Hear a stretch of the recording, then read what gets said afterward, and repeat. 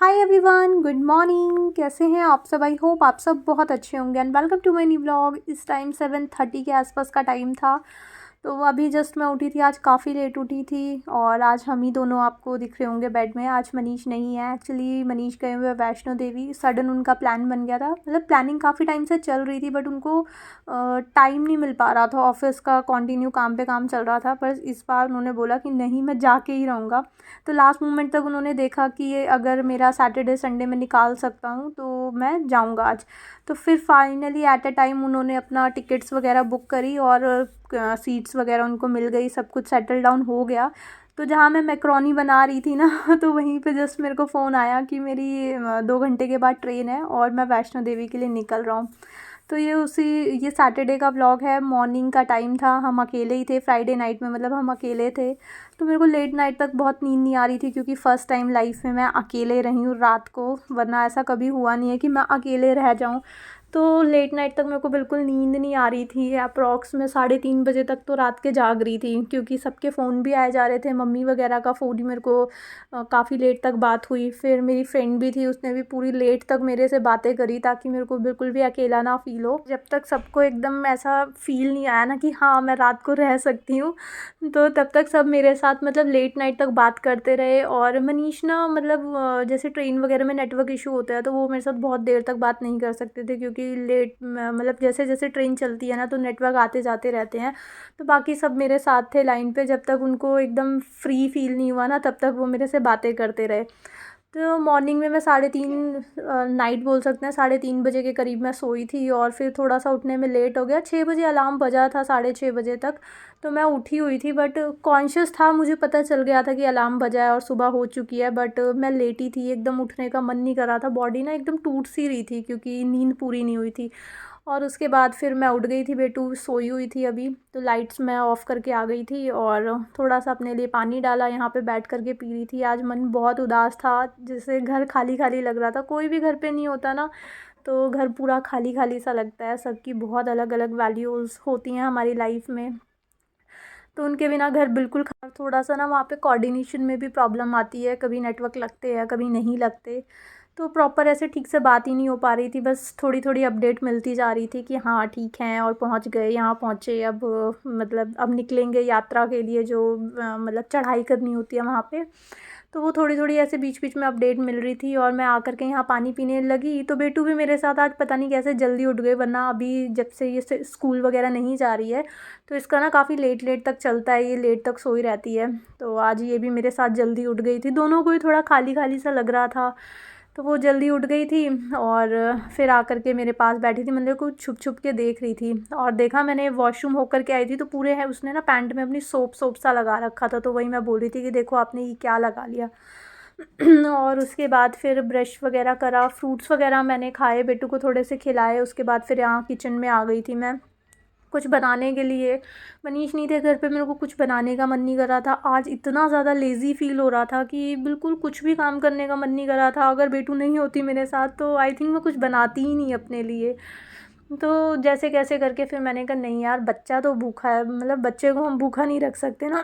तो मैंने बेटू से पूछा उसको क्या खाना है, तो उसने बोला कि पुलाव बना दो। तो फिर यहाँ पे मैं पुलाव बनाने लगी थी, टेंशन करी थी। और सारे ना आज मेरे को मतलब पहली बार था ना मेरे लिए और मेरी फैमिली के लिए भी, तो कंटिन्यू सुबह से कॉल्स पे कॉल्स आए जा रही थी और मेरी ना बिल्कुल हिम्मत नहीं हो रही थी कुछ भी काम करने की। बट स्टिल मैंने अपने आप को मोटिवेट करा, चार्ज करा। और पूरा लेज़ी होता है ना जिस दिन, मेरे हिसाब से जब हमें बहुत लेज़ी और आलस सा फील हो रहा हो तो थोड़ी देर अपनी बॉडी को ना एकदम रिलैक्स कर लो। अगर नहीं उठने का बॉडी का मन कर रहा कि अभी उसको थोड़ा सा रिलैक्सेशन चाहिए तो आराम से लेटे रहो। जो थोड़ा सा मन करा मैंने वो किया। फिर उसके बाद फैमिली से मैंने बातें करी, थोड़ी सी मनीष से बातें करी। लेटे लेटे भी ना आप कुछ टाइम के बाद बहुत बोर फील करने लगोगे। उसके बाद अपने आप एनर्जी आएगी और आप बैक टू वर्क हो जाओगे। फिर उसके बाद धीरे एक बार आप उठ गए बेड से तो फिर तो सारे काम यूँ चुटकियों में निपट जाते हैं। तो मेरा भी यही था। काफ़ी देर तक मैं जैसे उठी मैं काफ़ी देर से हुई थी, अलार्म वगैरह बज रहा था, उठने का बेड से उठने का मन नहीं कर रहा था। तो मैं लेटी रही। फिर थोड़ी देर लेटने के बाद फिर मैं पानी वानी पिया मैंने और फिर साथ ही साथ बेटू भी उठ गई थी। फिर उसके बाद मैं काम पे लग गई थी और मैं फिर पूरी एनर्जी के साथ जैसे नॉर्मल मेरा रूटीन होता है वो कर लिया था। और यहाँ पे पुलाव की भी सारी प्रिपरेशन हो गई थी। चंक्स भी थे, डाल दिए थे मैंने इसमें, और थोड़े से मटर वगैरह भी छिल के डाल दिए थे।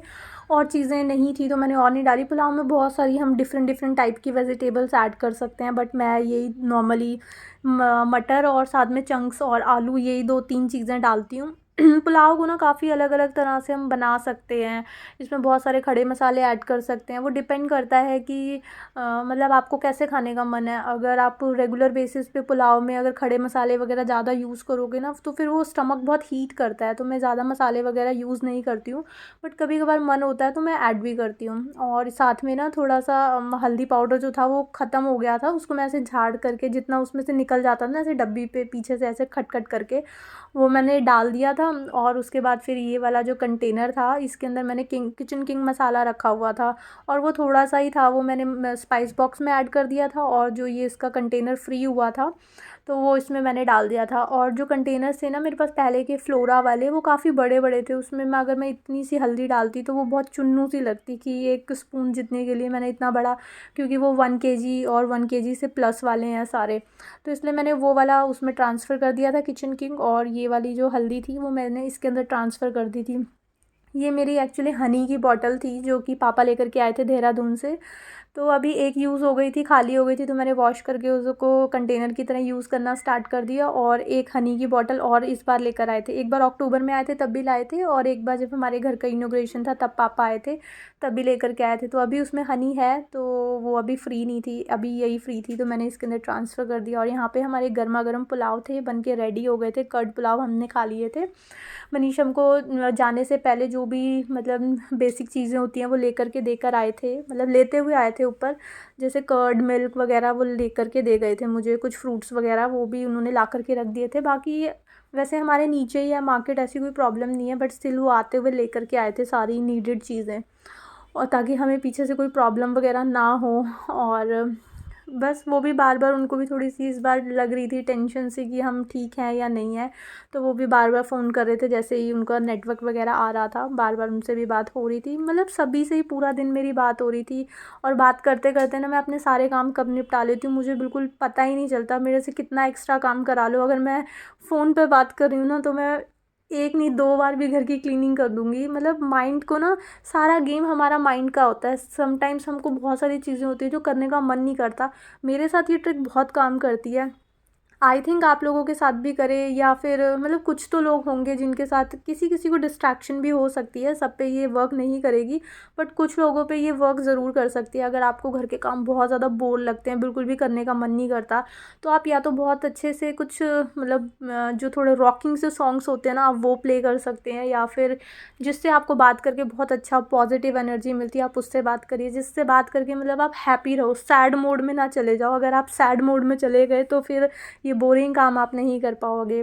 तो जिससे बात करके आपको थोड़ा एनर्जी पास ऑन हो, या फिर कुछ ऐसे रिफ़्रेशिंग मूड, जैसे जिम में सॉन्ग्स चलते हैं ना, जो बूम बूम एकदम जोश सा आ जाता है बॉडी में, एक एनर्जी सी आ जाती है कि अब तो वर्कआउट एक्स्ट्रा करना है आज।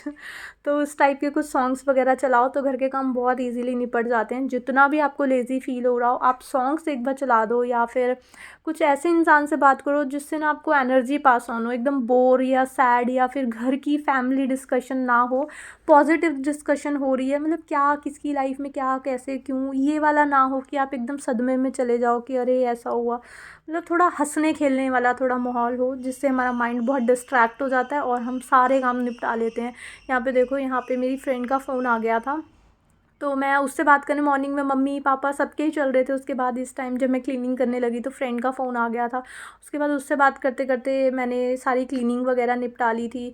उसको भी, उसने भी बहुत लेट तक मेरे से रात को बात हुई। एक्चुअली थोड़ा वीकेंड का टाइम था ना, उसके हस्बैंड भी घर पे थे, बट स्टिल वो मेरे को बीच में कॉल कॉल करके पूछ रही थी कि मतलब सब ठीक है। टाइम निकाल रही थी वीकेंड पे, जो फैमिलीज़ वाले होते हैं उनके साथ, मतलब फैमिली के साथ हमको टाइम किसी को देना थोड़ा सा मुश्किल हो जाता है, क्योंकि उसके पास भी अपना घर का काम है, उसको भी अपनी काम निपटानी है चीज़ें, बट स्टिल वो मेरे को कॉल कर करके बीच बीच में पूछ रही थी कि ठीक है सब। और मतलब पूछ लेता है ना इंसान, का थोड़ा अकेला सा फील नहीं होता ना, तो वो भी बीच बीच में मेरे से बात करे जा रही थी। और उसके बाद यहाँ पे मैंने क्लीनिंग वगैरह अपनी सारी निपटा ली थी। अब आई थी मैं डस्टिंग पे, और टेबल का अभी मैंने ये जो क्या बोलते हैं सोफ़ा अनपैक करा था ना, तो मैंने साथ ही उसी दिन ही ये परसों ही करा था मैंने ये सब अनपैक। और उसके बाद ये जो ग्लास था ना टेबल का, तो ये बिल्कुल अच्छे से रैप करा हुआ था, तो मैंने इसको क्लीन नहीं करा, मतलब इसके ऊपर कुछ क्लॉथ वगैरह नहीं मारा था। तो अभी मैं जब इस पर अलग एक हैंकी लेकर आई क्लीनिंग के लिए, तो जैसे मतलब मैंने उसके ऊपर हाथ से ऐसे मतलब मेरा पूरा हाथ प्रिंट हो गया था, उस पर इतनी सारी डस्ट थी, मैं देख के एकदम शॉक्ड हो गई कि बिल्कुल दूर से देखने में नीट एंड क्लीन लग रहा था, बिल्कुल भी उसमें डस्ट दिख नहीं रही थी। बट जब मैंने उसके ऊपर मारी तो वो बहुत ज़्यादा डस्टी था, क्योंकि वो एक तो बाहर से भी आया था, मेरे को लगा वो पैक है, अभी उन्होंने एकदम हमारे सामने कटिंग करने के लिए बोला था। जब एक्चुअली ये फर्नीचर वगैरह बाहर निकलता है ना, तो टेबल के मेज़रमेंट के अकॉर्डिंग ही वो शीशा ऊपर का काट करके देते हैं, तो उन्होंने उसी टाइम पे करा था, तो मेरे को बिल्कुल भी आइडिया नहीं था। एक तो न्यू कटा है बिल्कुल अभी, और बिल्कुल अच्छे से पैक होकर के आया था, अनपैक करा था हमने इसको, अच्छे से प्लास्टिक पैक होकर के आया था, तो मैंने उसको क्लीन नहीं करा। और जब आज मैंने उस पर ऐसे क्लीन करा, और मैंने कुछ ऐसा हाथ से भी नहीं टच करके देखा था, जब मैंने हैंकी से क्लीन करा ना, तो उसमें इतनी सारी डस्ट थी जो कि देखने से बिल्कुल भी पता नहीं चलती। तो घर के सारे फर्नीचर ऐसे होते हैं कि अगर आप रेगुलर क्लीन करोगे ना तो वो क्लीन लगेंगे, और जब हम रेगुलर क्लीन चीज़ों को देखने की हैबिट डेवलप कर लेते हैं ना, तो बहुत हल्की सी डस्ट भी ना हमको दिखती है कि नहीं यार ये क्लीन नहीं है। तो साथ के साथ क्लीन करते रहो चीज़ों को, बिल्कुल भी टाइम नहीं लगता है, फटाक से सारी चीज़ें हो जाती हैं। और अगर एक एक दो दो दिन छोड़ करके डस्टिंग करोगे, तो उसको वही एक बार पहले थोड़ी सी डस्ट हटाओगे, फिर उसके बाद उसमें क्लीन क्लॉथ लगाओगे, तो ओवरऑल बात वही आ जाती है घूम फिर के कि आपने उसको 2 बार घुमाया, और अगर आप रेगुलर क्लीनिंग करते हो तो एक बार में ऐसे घुमाया और हो गया सारा काम। तो घूम फिर के बात एक ही होती है कि अगर आप रेगुलर कर लो या फिर ऑल्टरनेट कर लो, थोड़ा सा टाइम फिर ज़्यादा लग जाता है, और अगर हम रेगुलर करते हैं तो हैंडी हो जाती हैं चीज़ें बहुत ज़्यादा। उसके बाद फिर यहाँ पे मैंने अच्छे से मॉपिंग भी कर ली थी, मॉप अभी तक बहुत बढ़िया चल रहा है, इससे मॉपिंग करके मेरे को टाइम बहुत सेव हो रहा है, बहुत ईजिली हो जाता है, क्योंकि इसका हैंडल काफ़ी ब्रॉड है, तो क्लीनिंग मेरी मस्त बढ़िया से हो जाती है। और उसके बाद फिर यहाँ पे इवनिंग का टाइम हो गया था, उसने क्लीनिंग वगैरह निपटाने के बाद मैंने कुछ भी नहीं करा था। यहाँ पे इवनिंग का टाइम हो गया था, डेली मनीष मॉर्निंग में दिया जलाते थे जब भी वो ऑफिस के लिए निकलते थे, तो आज हमारे घर पे मॉर्निंग में पूजा नहीं हुई थी, तो फिर अभी मैं इवनिंग में नहा कर, क्योंकि मॉर्निंग में थोड़ा सा मैं लेट हो जाती हूँ अपनी क्लीनिंग वगैरह से फ्री होने में, तो फिर थोड़ा दोपहर का सा टाइम हो जाता है, तो फिर उस टाइम मैं पूजा नहीं करती हूँ। मनीष उस टाइम पे मॉर्निंग में मनीष ही करते हैं, जब वो ऑफिस के लिए निकलते हैं तो वो पूजा करके फिर जाते हैं, वो खाना वाना खाते हैं फिर निकलते हैं, और इवनिंग के टाइम फिर मैं कर लेती हूँ। तो आज मॉर्निंग में नहीं हुई थी, तो इवनिंग में फिर मैंने पूजा कर ली थी। और उसके बाद फिर यहाँ पे मैंने करी डिनर की प्रिपरेशन। डिनर में भी मैंने पोहा बना दिया था, बेटू ने बोला उसको पोहा खाने का मन है, बेटू जो फ़ोन में या कहीं देखती है ना आजकल उसको वही चीज़ें अच्छी लगती हैं, तो उसने बोला पोहा खाने के लिए, और क्वांटिटी कुछ ज़्यादा ही एक्स्ट्रा बन गई थी। और यहाँ पे मेरा पीनट्स वगैरह डाल करके मैंने पोहा बनाया था, सिंपल सी तरह से बनाया था। और उसके साथ फिर मैंने अपने लिए थोड़ी सी कॉफ़ी बनने के लिए रख दी थी, क्योंकि खाली खाली पोहा मेरे से नहीं खाया जाता, तो दूसरी साइड मैंने थोड़ी सी कॉफ़ी बनने के लिए रख दी थी। और बस यही था मेरा पूरा दिन, जो कि मैंने जैसे कैसे करके काट लिया था। मैं फ़र्स्ट टाइम अकेले रही थी, बट स्टिल कट गया था मेरा दिन। और इसी के साथ आज का व्लॉग मैं यहीं पे एंड करती हूँ।